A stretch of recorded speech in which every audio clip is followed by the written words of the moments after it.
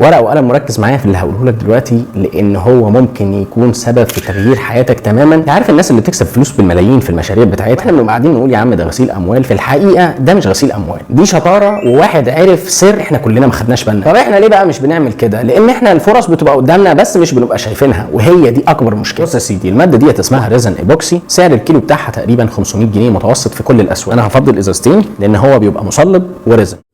اما الماده دي اسمها كونكريت وسعر الكيلو بتاعها 55 جنيه. حطيت هنا 300 جرام بس ريزن وهنا كيلو كونكريت، هنحط الكيلو على ال 300 جرام.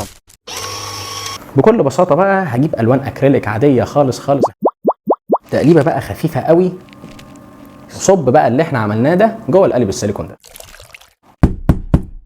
بعد ما نخلص هنسيبها تنشف 24 ساعه وهوريك النتيجه على طول. دلوقتي بقى هنشوف القطعه اللي احنا صبيناها ونشفت بعد 24 ساعه شكلها عامل ازاي. الاثنين دول كلفوني كام؟ الاثنين دول بقى كلفوني 39 جنيه الوان، 30 جنيه كونكريت، 196 جنيه ريزن. يعني الحسبه دي 265 جنيه عملوا لي القطعتين التحف اللي انت شايفها دي.